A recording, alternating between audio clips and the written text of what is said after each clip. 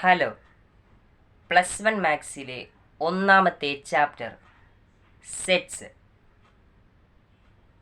അപ്പോൾ നമ്മുടെ first chapter start ചെയ്യുകയാണ്. +1 ഒന്നാമത്തെ ചാപ്റ്റർ നമ്മൾ സ്റ്റാർട്ട് ചെയ്യാൻ പോവുകയാണ്.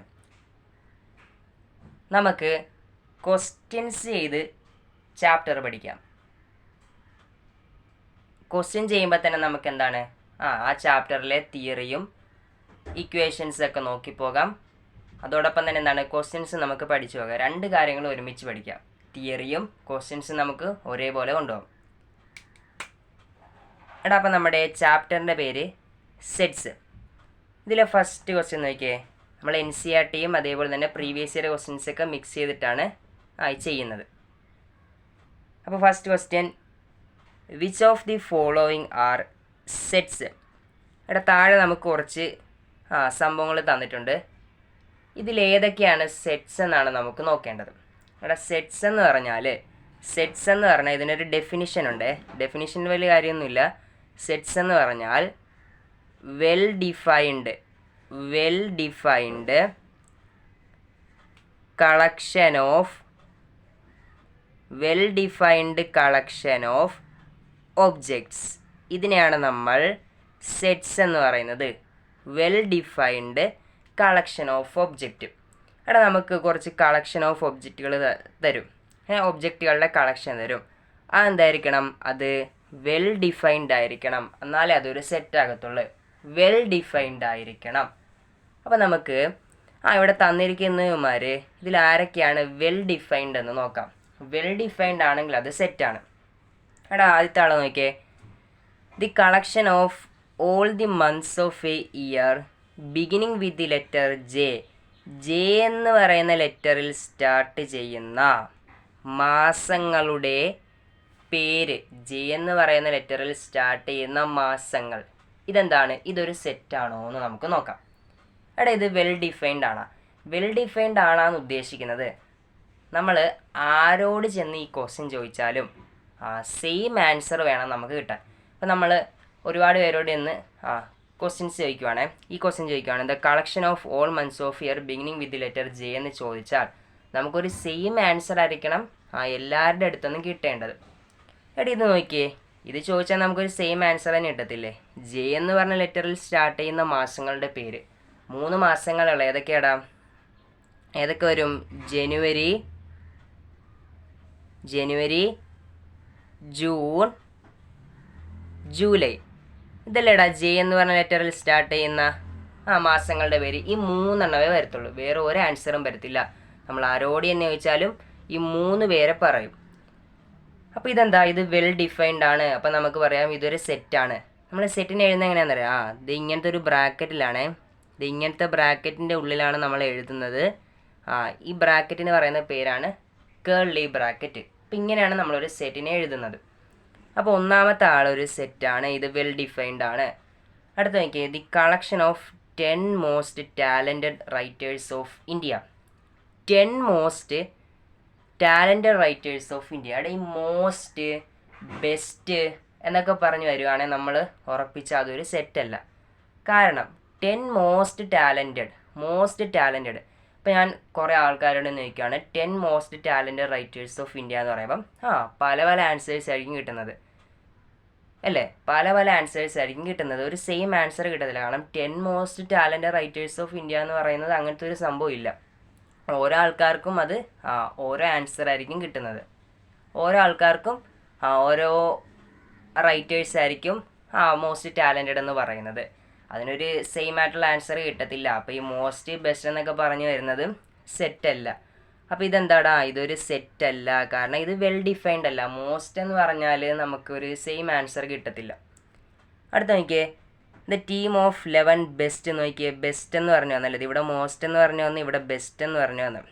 Best cricket batsman of the world. Best cricket ബാറ്റ്സ്മാൻ്റെ ഒരു ടീം അതൊരു സെറ്റാണോ എന്ന്. അപ്പോൾ ഞാൻ എന്നോട് ചോദിക്കുമ്പം ഞാൻ കുറച്ച് പേരുടെ പേര് പറയല്ലേ, ക്രിക്കറ്റ് ബാറ്റ്സ്മാൻമാരുടെ പേര് പറയും. വേറെ ആളോട് ചോദിക്കുമ്പോഴത്തേക്ക് അയാൾക്ക് ഇഷ്ടപ്പെട്ട ഒരു 11 ബാറ്റ്സ്മാൻമാരുടെ പേരായിരിക്കും പറയുന്നത്. വേറെ ആളോട് ചോദിക്കുമ്പോൾ അയാൾക്ക് ഇഷ്ടപ്പെട്ട 11 ബാറ്റ്സ്മാൻമാരുടെ പേരായിരിക്കും. പല ആൻസേഴ്സ് ആയിരിക്കും ഇതിന് വരുന്നത്. ഒരു സെയിം ആൻസർ വരില്ല. കാരണം ഓരോരുത്തർക്ക് ഇഷ്ടമുള്ളത് അവർ പറയും, അതിനൊരു സെയിം ആൻസർ കിട്ടത്തില്ല. അപ്പോൾ ഇങ്ങനെ ഇതൊരു സെറ്റല്ല. കാരണം ഇവിടെ ബെസ്റ്റ് എന്ന് പറഞ്ഞു വന്നിട്ടുണ്ട്. ബെസ്റ്റ് മോസ്റ്റ് എന്നൊക്കെ പറഞ്ഞു വരുന്നത് ഒരു സെറ്റല്ല.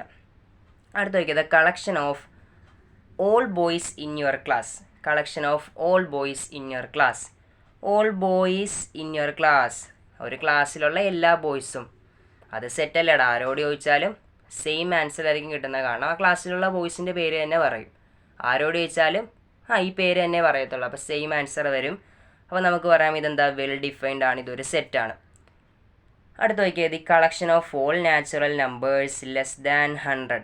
ലെസ് ദാൻ 100, 100-നേക്കാൾ ചെറിയ നാച്ചുറൽ നമ്പേഴ്സിൻ്റെ കളക്ഷൻ. ഇവിടെ നാച്ചുറൽ നമ്പർ എന്ന് പറഞ്ഞാൽ എന്താടാ?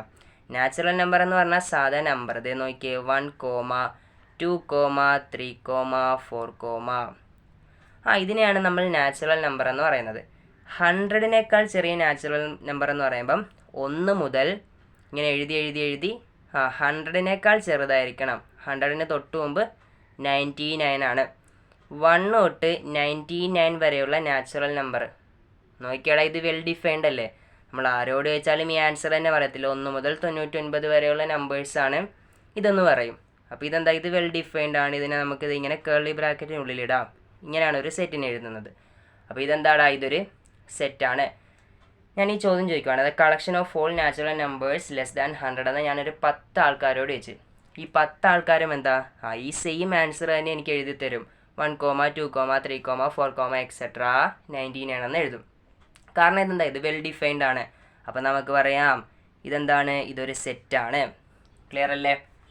എന്നാൽ അടുത്ത് നോക്കിയടാ, a collection of most dangerous animals of the world. നോക്കി, മോസ്റ്റ് എന്ന് പറഞ്ഞ് ഒരു വേർഡ് വന്നു. Most dangerous animals of the world. ലോകത്തിലെ മോസ്റ്റ് ഡേഞ്ചർ ആയിട്ടുള്ള ആനിമൽസിൻ്റെ കളക്ഷൻ. ഇപ്പം ഞാൻ പറയും ഒരു 3 ആനിമൽസിൻ്റെ പേര് ഞാൻ മോസ്റ്റ് ഡേഞ്ചർ എന്ന് പറയും.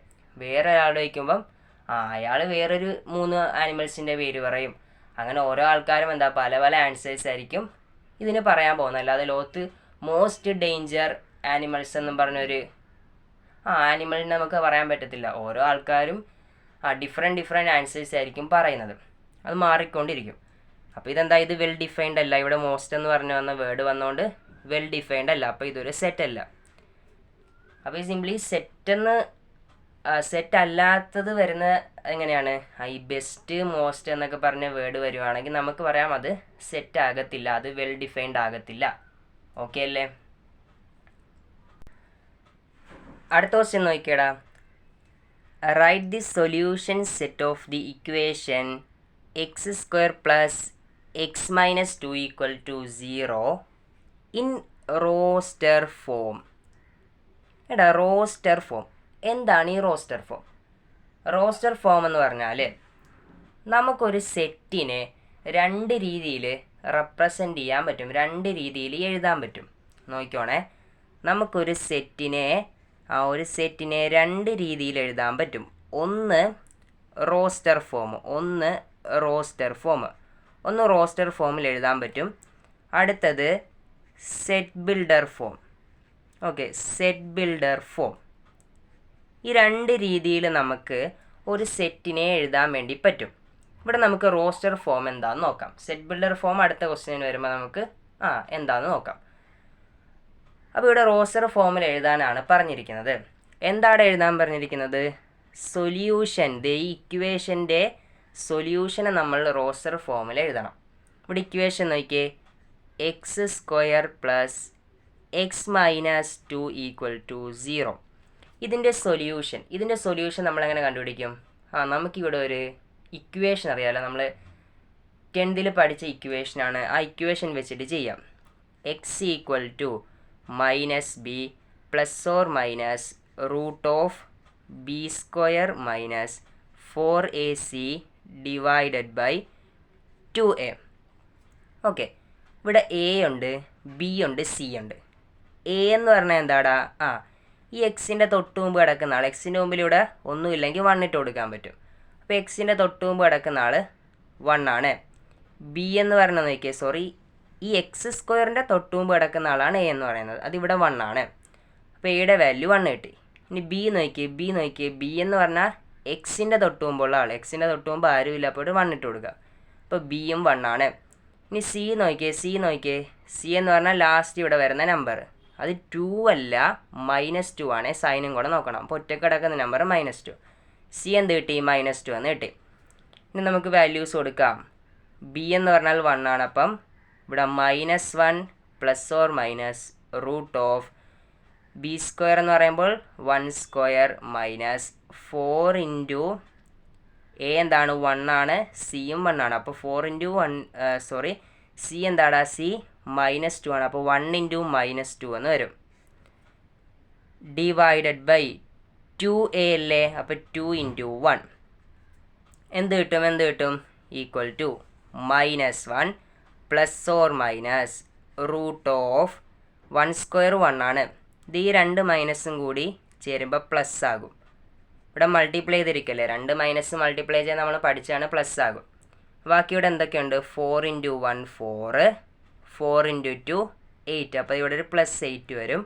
Divided by 2 into 1 2 equal to -1 ± √ 1 + 8 9 divided by 2 equal to -1 ± √9 എന്ന് പറയുന്നത് 3 ആണ്, 3/2. ഓക്കെ. അപ്പോൾ ഇവിടെ 2 വാല്യൂസ് വരും. കാരണം അതേ ± എടുക്കുന്നില്ലേ, 2 വാല്യൂസ് വരും. ഏതൊക്കെയാണ് എക്സിന് വരുന്ന വാല്യൂ?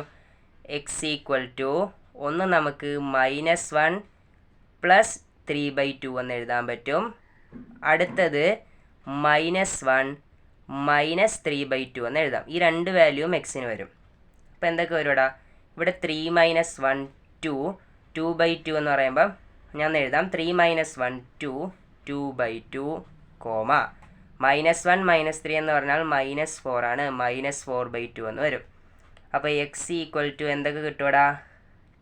2/2 എന്ന് പറഞ്ഞാൽ 1, -4/2 എന്താടാ? -4/2 -2 ആണ്. അപ്പോൾ എക്സിൻ്റെ വാല്യൂ ഏതൊക്കെയാണ്? 1 -2. അപ്പോൾ നമുക്കിവിടെ സൊല്യൂഷൻ കിട്ടി 1 -2. സൊല്യൂഷൻ സെറ്റാണ്. സൊല്യൂഷൻ എന്താ? ഒരു സെറ്റാക്കി എഴുതണം. അപ്പോൾ നമ്മൾ എന്ത് ചെയ്യുക? അത് ഇവിടെ ഈ കേർലി ബ്രാക്കറ്റ് ഇട്ട് കൊടുത്താൽ മതി. ഇപ്പം എന്തായി? ഇതൊരു സെറ്റായി. ഇതെന്തായി? ഇതൊരു സെറ്റായി. ക്ലിയർ അല്ലേ? സൊല്യൂഷൻ സെറ്റ് എന്ന് ചോദിച്ചാൽ നമ്മൾ സെറ്റാക്കി തന്നെ എഴുതണം. സൊല്യൂഷൻ 1 - 2 ആണ്. സൊല്യൂഷൻ സെറ്റ് എന്ന് പറയുമ്പോൾ ഇവിടെ നമ്മൾ കേർലി ബ്രാക്കറ്റ് ഇട്ട് കൊടുത്താൽ മതി. ക്ലിയർ അല്ലേ?